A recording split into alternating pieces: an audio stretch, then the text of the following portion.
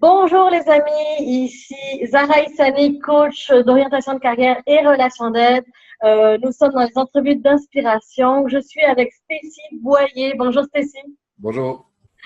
Alors Stécie, comme tu dis si bien, tu es la solution pour amener les gens en ligne, pour les entrepreneurs avec Synergex Media. C'est bien ça? Exactement, oui. Et tu aides finalement les entrepreneurs à aller en ligne, à oser s'afficher, oser avoir une stratégie web, etc. Et tu es aussi le fondateur de Je réalise mes rêves. Et c'est grâce à ça que je t'ai rencontré finalement. Oui, effectivement. Et écoute, qu'est-ce qui a fait, parce que tu as fait le saut de l'entrepreneuriat, tu travaillais avant, tu as fait un saut dans l'entrepreneuriat. Et j'avais envie de te poser justement des questions pour aider les gens qui se posent la question, est-ce que c'est pour moi l'entrepreneuriat? Est-ce que je suis à la bonne place? C'est difficile, comment je fais? Mais avant de te poser cette question-là, je veux juste savoir comment tu te sens d'être devant la caméra? Ben, pour moi, c'est une des premières fois devant la caméra. J'ai fait dernièrement le défi 30 jours de François Lemay pour justement essayer de me sortir de ma zone de confort puis commencer à parler devant la caméra. Donc, oui, c'était une des premières fois. Là, j'ai fait des entrevues radio, mais là, directement à la caméra, c'est une des premières fois, oui. OK. Que je me trompe une couple de fois. Donc, soyez pas surpris. Je vais essayer de m'adapter avec tout le monde en même temps. C'est bon, mais oui, t'inquiète pas, ça va bien aller. Et justement, qu'est-ce qui t'a poussé à être à ton compte? Comment tu as fait le show? C'est quoi le cheminement que tu as pris? Ben, chez nous, on est une famille assez volumineuse. Avait 7 enfants, puis j'avais 2 parents, puis mes parents se sont séparés déjà quand j'étais jeune.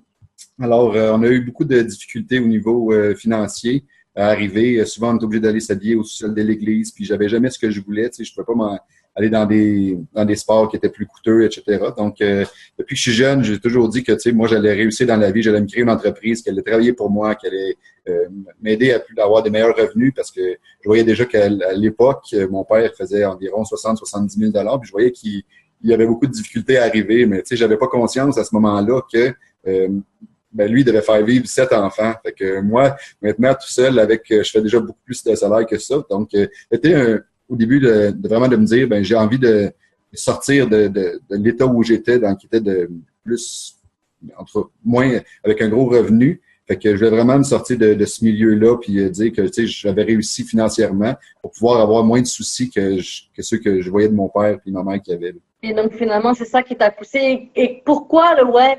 Qu'est-ce qui t'a attiré? Ben, au départ, moi, ça fait depuis 16 ans que je suis entrepreneur. Donc, j'allais au cégep en administration. Au début, j'allais en sciences humaines, profil individu pour connaître plus l'individu en tant que tel.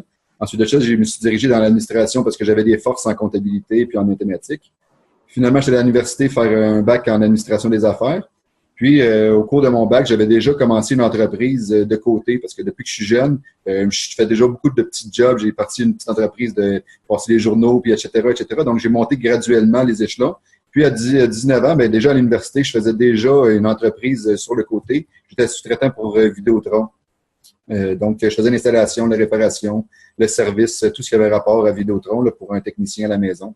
Donc, j'ai lâché l'université parce que j'avais déjà créé ce que je voulais, donc mon entreprise. J'étais déjà tout seul dans mon entreprise, mais déjà là, j'avais tout ce que j'avais espéré étant plus jeune. J'avais mon entreprise, je travaillais tout seul, j'étais autonome, donc j'avais tout ce que je voulais. Puis j'avais déjà le plus gros salaire que ce que j'aurais eu comme comptable. Donc, pour moi, ça a été je sais pas comme on pourrait dire une révélation de dire bon ben j'ai plus besoin de l'université là, j'ai appris les connaissances que je devais avoir puis maintenant je dois les mettre en action, ce qui m'a permis pendant les 15 dernières années de cheminer à travers l'entrepreneuriat là, les hauts et les bas puis avoir rencontré toutes les c'est ce qu'on peut voir en tant qu'entrepreneur là. Il y a des avantages, il y a aussi des inconvénients et limite, avant de voir les avantages, il y a énormément d'inconvénients parce qu'en tant qu'entrepreneur, on porte plusieurs chapeaux. On est marketing, ressources humaines, vendeur, infographe. On fait On fait tout. On fait tout d'un bout à l'autre parce que nécessairement, au départ, quand on se lance, on n'a pas nécessairement les moyens. Puis justement, on veut pouvoir gérer tout parce qu'on veut que ça soit fait à notre façon, de la façon qu'on veut, puis on a déjà une idée préétablie. Ce qui n'est pas nécessairement toujours bon non plus au départ quand on commence parce que justement, on n'y connaît pas tant que ça. Fait que c'est important d'aller chercher de l'aide à ce niveau-là. Là. Et est-ce que tu peux dire que le fait de mieux te connaître t'aide à travailler mieux en tant qu'entrepreneur, t'aide à voir tes bons coups, tes mauvais coups, etc. C'est sûr qu'avec avec le temps, je me permets d'avoir plus de recul suite à ma situation. Donc, ce qui me permet de voir qu'est-ce que j'ai bien fait, qu'est-ce que j'ai moins bien fait dans ma journée. Tandis qu'avant, ben c'était vraiment plus ce que j'appelle du tape sur le crâne. Là. C'est dans le sens que ça va pas bien, ben tu es toujours en train de me taper dessus et de dire bon, mais comment ça va pas bien. Puis au lieu de dire ben aujourd'hui j'ai appris de cette expérience-là, puis donc maintenant, vraiment, avec le temps, j'apprends beaucoup plus de moi-même, de qui je suis, de chaque journée. On a eu quelques discussions aussi sur ça pour me dire, ben, faut lâcher prise à certains moments sur certaines situations parce que on n'a pas le pouvoir, surtout comme qu'on dit souvent. Là. C'est ça. Et je vais revenir aux inconvénients. Ce serait quoi les inconvénients à être entrepreneur? En tout cas, je parle de présentement parce que c'est pas le même entrepreneuriat que j'ai en ce moment depuis quelques mois que j'avais avec Vidéotron ou avec Bell ou Chat Direct, les gros contrats que j'avais. Parce qu'eux avaient toujours la facilité d'avoir la clientèle qui est là à chaque jour, le volume qui est là. Donc, c'était vraiment eux. Le problème à ce moment-là, l'inconvénient, c'était de dire non à cette entreprise-là, de dire ben j'en ai assez pour aujourd'hui, puis j'arrête. Là, je te dirais que depuis, j'ai parti de mon entreprise Synergex Media, ce qui est beaucoup plus difficile, c'est l'acquisition de clients. C'est de savoir tous les matins, bon ben, c'est moi-même qui dois gérer mon horaire. Donc, c'est un avantage d'avoir à gérer ton horaire, mais en même temps, c'est facile de dire, bon ben, j'ai la télévision à côté, je peux aller prendre une marche, j'ai un ami qui m'appelle pour aller prendre un verre, je peux aller faire du sport. Il y a toujours quelque chose qui peut venir à ta rencontre que tu dois gérer pour mettre dans ton horaire. Donc, ça, je te dirais que c'est un inconvénient, mais en même temps, c'est un avantage de pouvoir te lever et dire, ben, je me lève à 6h17, même si ça dérange pas, je peux me lever à 6h, 6h35. Je n'ai plus, je vais plus dans le trafic. Avant, j'étais toujours dans le trafic. Donc, un des avantages, ça, c'était immense, c'était de perdre 1 heure ou 2 par jour dans le trafic. Ça, j'ai plus ça parce que je choisis l'heure de mes rendez-vous. Si j'ai un rendez-vous, ben, je choisis, je vais le prendre à 10h, entre 10h puis 11h ou midi pour pouvoir laisser le trafic passer et revenir. Donc, ça, c'est un avantage que j'aime bien. Je vais pouvoir travailler de chez moi. Présentement, avec l'entreprise que j'ai, je peux travailler de chez moi à n'importe quel moment. Donc, j'ai une activité avec mon fils, je m'envoie l'activité, je reviens, il est couché, je peux me mettre un petit 2 heures, 3 heures que je pourrais pas faire si j'étais dans une entreprise. Donc, je me permets d'avancer beaucoup plus de façon plus efficace, je pense. À chaque fois que j'en fais, ben je suis chez moi, j'ai pas à me déplacer pour aller à telle chose. Donc, ça, c'est un autre des avantages que je pourrais dire, là. OK. Et avec tes clients, quand ils arrivent, est-ce que tu arrives à regarder aussi, tu regardes c'est quoi leurs besoins au niveau web, mais est-ce que tu pars aussi de c'est quoi qu'ils veulent créer dans leur vie, où est-ce qu'ils veulent aller pour pouvoir avoir une énergie vraiment, en fait, un conseil global? Exactement. Ben, ça prend une stratégie globale avant de commencer, avant de se lancer en affaires, parce qu'il faut savoir où tu veux aller, qu'est-ce que tu veux réaliser, quel genre de problème que tu veux régler, quelle clientèle que tu vises, etc. Donc, il y a toute une stratégie en arrière de ça. Tu peux pas te lancer du jour au lendemain en affaires sans savoir quel est ton produit, puis qui tu vas aider, puis tout ça. Donc, c'est sûr que ça prend une idée globale de ton projet. Mais après ça, faut le préciser de plus en plus avec beaucoup plus de petites étapes, puis les réaliser une après l'autre, puis de ne pas voir la montagne trop grosse au départ, parce que quand on se lance, au début, tu penses que c'est juste quelques petites étapes, puis finalement, mais tu te rends compte que la montagne est grosse, puis il y a beaucoup de gens qui abandonnent l'entrepreneuriat parce qu'ils se rendent compte que finalement, faut que je travaille plus que quand j'étais un employé, parce que c'est tout le temps, c'est 24 heures sur 24. Tu sais, il y a quelqu'un qui peut m'appeler, puis qui est en Inde, il va avoir besoin d'aide sur une chose, fait que là-bas, c'est pas la même heure qu'ici, puis tu sais, chaque chose change à tous les jours, donc ça, c'est un aspect que tu sais, je me rendais pas compte avant, comme quand j'étais avec Vidéotron ou Bell, peu importe. Ben, la journée était finie, c'était fini. Je m'en allais chez nous, puis ça s'arrêtait là. Tu sais, j'avais pas besoin de faire les services clients. Avec justement les clients que tu as fait jusqu'à présent, ta plus grande réalisation, ta plus grande fierté, ça pourrait être quoi? Ben, c'est une de mes clientes qui est denturologiste. On a commencé avec juste une idée parce qu'elle n'avait pas d'idée du tout de ce qu'elle voulait faire. Fait qu'on a commencé à faire son logo. On a fait environ une 40aine d'esquisses de logo avant de trouver le logo final. On a créé son site web au complet de A à Z avec toutes les questions, les réponses, tout ce qu'elle doit inclure. On a été obligé de sortir son site web parce que elle n'avait pas demandé des certaines choses qu'elle avait demandées à l'ordre des denturologistes. Donc, encore une fois, des petits pépins là. On a terminé aussi avec, on a fait des flyers pour elle puis sa collègue. Donc, c'était une cliente qu'on a parti vraiment de zéro, qui a commencé son entreprise, puis on l'a développé avec plusieurs types de publicité que j'ai pu utiliser par l'entremise de mon entreprise. Mais là, ça m'amène à une autre question, en fait, Stécie, parce que justement, bon, dans Thyrologiste, on sait qu'à un moment donné, bon, elle va faire de l'argent, donc elle est prête à investir. Elle sait qu'elle va avoir un retour sur investissement, c'est certain. Ouais. Tandis qu'un entrepreneur qui se lance, disons comme toi dans le web, ou qui a une application web, ou peu importe, lui, il n'a pas forcément le budget. Comment tu fais avec ces personnes-là? Parce qu'à un moment donné, il faut investir, mais ça ne veut pas dire que ça va fonctionner non plus. Non, exactement. Ben moi, à date, dans toute mon entreprise, avec Je réalise mes rêves et tout ce que je fais présentement, j'ai réussi à me faire connaître puis à faire parler de moi uniquement par les médias sociaux. Puis j'ai pas investi $1 encore en publicité. Je parle de publicité payée par le web. Là. Donc, j'inclus pas là-dedans, évidemment, les cartes d'affaires parce que ça, c'est pour moi, c'est une publicité normale tout le monde doit avoir une carte d'affaires. Donc, mais je veux dire, vraiment payer puis faire du ciblage et du référencement, tout ça, j'ai pas encore payé pour ça. Puis, j'ai réussi quand même à me faire connaître. Là. Donc, il y a de la publicité qu'on peut payer sur différents réseaux comme Facebook, Instagram, etc. Donc, il y a des publicités qu'on peut payer, qu'on peut se faire connaître pour avoir plus de clients, pour cibler les clientèles plus précis. Ce qui va venir pour moi dans les prochaines journées, là, je m'enligne tout ça avec le magazine que je vais sortir aussi. Donc, il y a plusieurs choses qui s'enlignent. Fait que je dois accélérer le processus. Puis, j'ai comme l'impression que je vais manquer un peu de temps quelque part là, avec tout ce qui est à venir. Là, mais c'est pas grave, c'est la beauté de la vie, c'est ça. Je veux faire ressortir. Il y a la première chose, tu disais, donc finalement, c'est possible pour les entrepreneurs qui viennent te voir de les aider en disant, ben écoute, on va commencer avec ça et puis ça va être non payant, on va aller avec Facebook, mais on n'aura pas une stratégie payée sur Facebook. C'est capable de leur donner des outils. Oui, ils vont te payer toi, mais tu vas pas leur offrir un service où va falloir payer de la publicité. Non, exactement. Donc, en ce moment, c'est ce que je donne. Je donne du coaching, de la consultation pour aider les gens à se partir sur le web. Et après ça, avec toutes les idées que je leur ai données, ben eux ont juste à poursuivre dans la suite. Donc, c'est un investissement sur le moment. Mais par la suite, ils peuvent utiliser tous les modèles que je vais leur avoir parlé, tous les trucs et tout ça.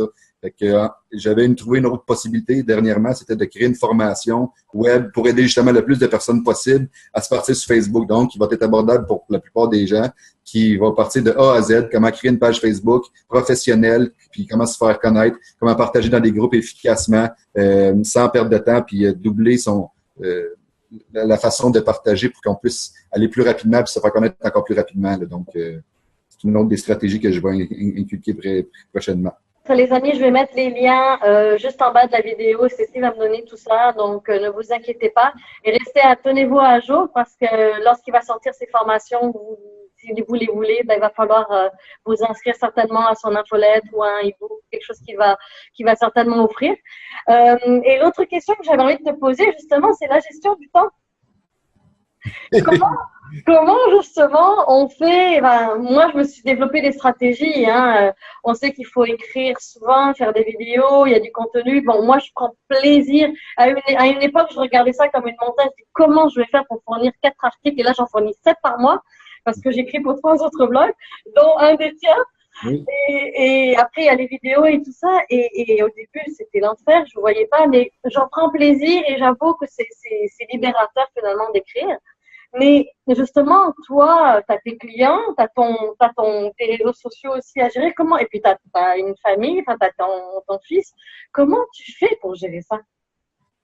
Ben, j'ai mon fils probablement une semaine sur 2, donc en garde partagée. Donc, une semaine sur 2, il n'est pas là. Donc, je m'investis beaucoup plus quand il n'est pas là. On s'était parlé au début de l'été de faire, par exemple, la moitié de l'avant-midi à travailler, puis l'après-midi d'être avec lui. Puis, j'ai réalisé que moi, personnellement, ben la journée qui est avec moi, ben j'aime mieux être avec lui complètement durant l'été parce que justement la semaine qui est pas là, ben moi j'ai pas à être là l'après-midi, donc je peux travailler des journées complètes. Donc j'ai décidé depuis 2 semaines que je suis complètement avec lui, les journées qui sont avec lui, puis ça me permet vraiment d'apprécier plus la vie puis de dire ben regarde, je fais ça tout ce que je fais, ben c'était pour ça, c'était pour ces moments-là. Je me dis pas pour les laisser passer quand partout on entend parler des gens qui disent je suis rendu à 50 ans, mon fils est rendu à 25 ans, je ne l'ai pas vu passer, j'ai travaillé trop, etc., etc.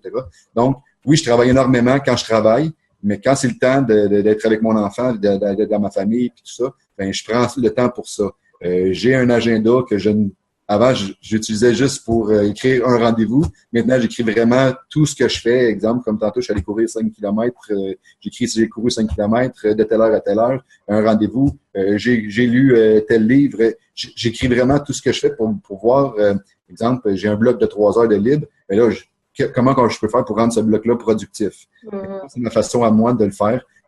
J'essaie la plupart du temps d'y aller par toutes des blocs de 1 heure sur chaque chose que je vais faire. Parce qu'après 1 heure, je me rends compte que mon cerveau est moins productif puis il est moins apte à trouver des bonnes solutions. Fait que je fais 1 heure de quelque chose, je décroche complètement en changeant complètement d'alternative d'un autre projet qui a même pas rapport, qui est complètement autre chose, pour revenir 1 heure après sur l'autre. Puis de cette façon-là, ben, mon cerveau il est comme toujours en nouvelle recherche de quelque chose d'autre au lieu de tourner en rond pour la même chose. Fait que la gestion de mon temps, c'est beaucoup l'agenda. Puis, ben, selon ce qui arrive à chaque moment, des fois, dans une journée, tu prévois telle chose, puis finalement, il arrive plein d'autres choses, puis c'est vraiment pas ce que tu avais prévu.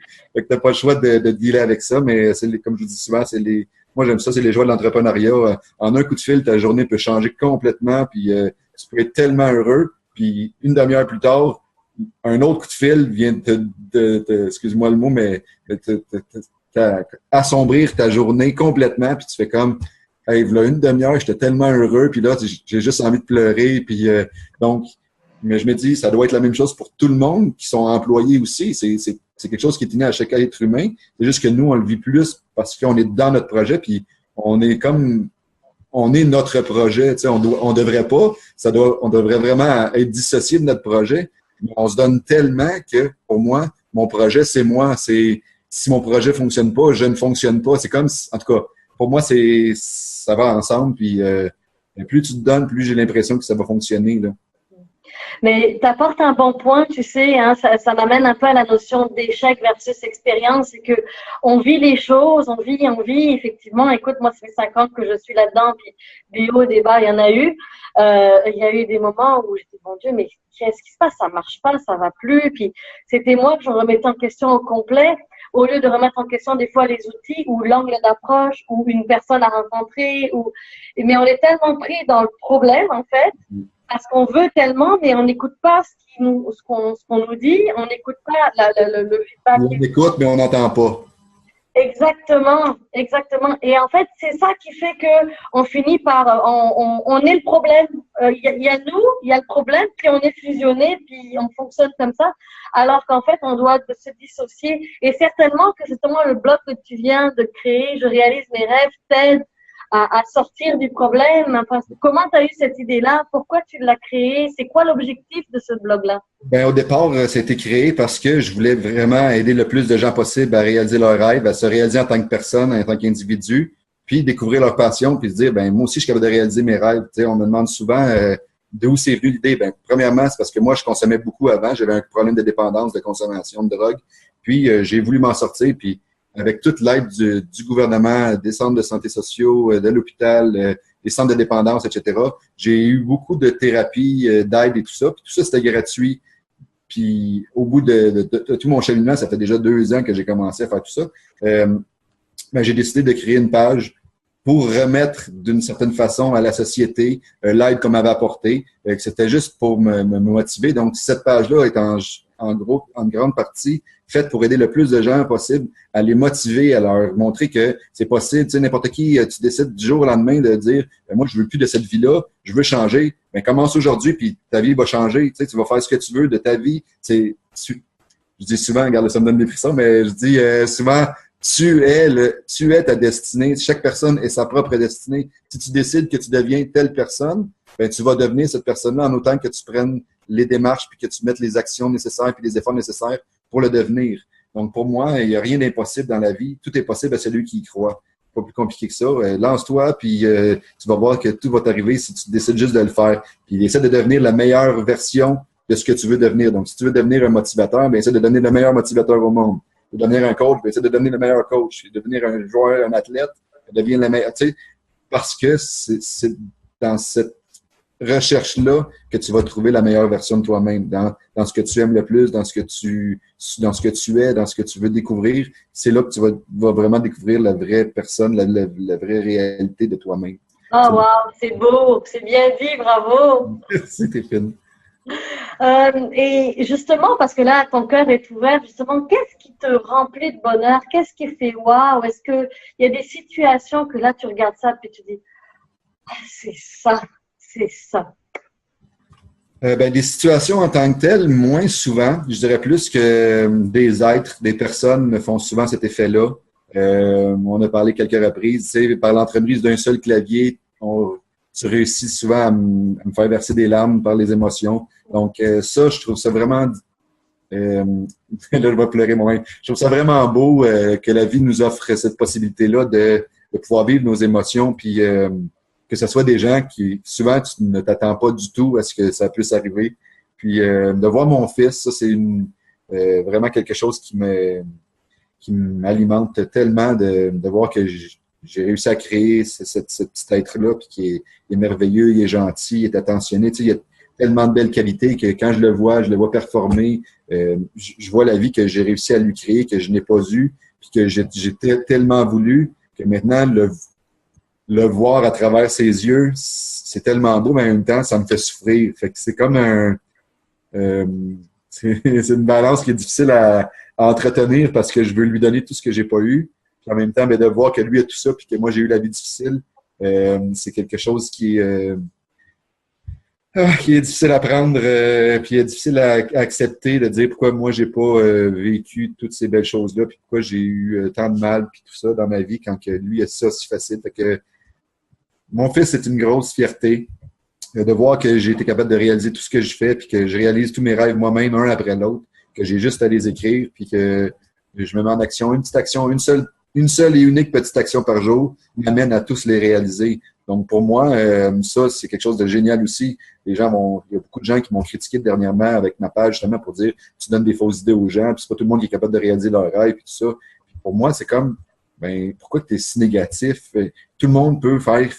On voit tellement des exemples de gens qui ont plus de membres, qui réalisent leurs rêves, qui font des choses que tu aurais cru impossibles. Puis, mais je me dis juste, des fois, ça me blesse de voir toute l'énergie parce que tout ce que je fais sur J'ai réalisé mes rêves depuis 1 an et quelques, c'est tout de façon gratuite. Je le fais par bonté, juste pour pouvoir aider les gens.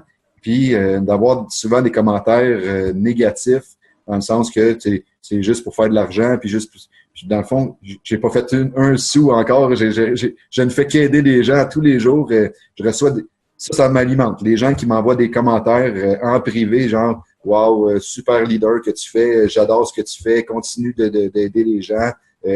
Ça m'alimente, ça m'aide vraiment à tous les jours, ça. Parce que j'en reçois présentement, plus ça avance, plus j'en reçois régulièrement. Au début, c'était vraiment rare. Là, j'en reçois presque tous les jours un petit commentaire par une personne, une autre personne, puis ça m'alimente ça aussi. Mais tu apportes un bon point, en fait, Cécile, les raisons pour lesquelles on fait moins de vidéos, on ose moins s'exposer, c'est justement les commentaires négatifs. Et c'est vrai que c'est pas évident à prendre. Et plus on est connu, plus la page est connue, plus on s'attire de commentaires super positifs. Mais il y a aussi plus de commentaires. Mais en même temps, des fois, c'est parce qu'ils sont tellement pris dans cette souffrance-là qu'ils ne voient pas et que le seul moyen, c'est de descendre l'autre pour lui dire, non, en fait, c'est leur limite et leur peur qu'ils sont en train d'exprimer en disant, arrête là, c'est pas vrai, puis on n'y arrivera jamais, et c'est plus facile de croire à ça parce qu'ils sont dans le connu finalement, que de sortir à l'extérieur et dire, ah ouais, c'est possible. Mais ça, c'est se sentir coupable s'ils font rien en sachant que c'est possible. Exact. Ils ont plus peur de perdre le connu que de l'inconnu. C'est exactement, parce que forcément, dans l'inconnu, ils savent pas trop ce qu'ils vont trouver. Et en sachant qu'il y a de l'inconnu qui est possible pour eux, c'est aussi dire, non, si je le vois et que je continue ma vie dans le connu, je me sens coupable à un moment donné. Mm-hmm.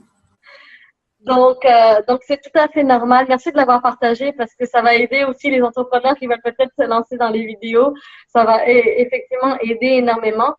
Et qu'est-ce que tu pourrais dire maintenant aux entrepreneurs qui n'osent pas aller vers leurs rêves, qui n'osent pas créer leur entreprise parce que c'est pas le moment, parce qu'il y a des excuses, tu connais, c'est ce que je veux dire, il y a toujours des excuses. Il va toujours en avoir des excuses. Il faut juste arrêter de procrastiner puis dire, aujourd'hui, je me lance puis je commence avec une seule action. Qu'est-ce que j'ai maintenant, en ce moment, avec moi, puis de quelle façon je peux faire pour rendre ça profitable, puis de quelle façon je peux aider les gens avec ce que j'ai, moi, comme connaissance, comme expérience dans ma vie, que je peux prendre pour utiliser de la façon que tu peux le plus pour dire, ben ça, j'ai cette qualité-là, et avec cette qualité-là, ben, je suis capable d'aider ce genre de personnes-là.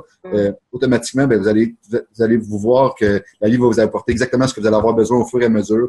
Puis, il faut juste décider je dis souvent, il faut juste se lancer. Lancez-vous, puis vous allez voir une journée après l'autre, puis c'est comme quand j'ai arrêté de consommer, c'était une minute à la fois, 1 heure à la fois, puis une journée à la fois. Mais c'est la même chose dans l'entrepreneuriat. Quand on se lance au départ, on ne sait pas trop dans quoi qu'on se lance. Fait que c'est pour ça que je dis souvent, c'est important de s'entourer de gens qui sont entrepreneurs, qui vont pouvoir te dire, ben moi j'ai passé par là, je te suggère ci, ou qui vont uniquement te parler de leur histoire pour pouvoir t'inspirer, de dire, ok, ben je suis pas tout seul à vivre ces choses-là. Puis ça c'est souvent, je pense qu'il est important de s'entourer des gens. Il y en a partout sur Facebook. Il y a des groupes de start-up, il y a des groupes juste des individus. Donc, quand on peut voir des coachs, des personnes en relation d'aide comme toi, des personnes juste qui ont tout des pages bénévolement comme moi pour aider les autres, mais surtout des gens qui ont envie d'aider la société. Fait qu'on peut je ne sais pas si ça se dit, là, mais on peut s'accoter à ces gens-là pour pouvoir avancer d'une meilleure façon. Là. Merci infiniment, Stécie, de t'être livrée aussi passionnée. Et puis c'est beau de pouvoir voir cette ouverture-là de ton cœur, de toi, en essence, en étant vrai. Alors, merci infiniment d'avoir inspiré aujourd'hui. Ça me fait plaisir.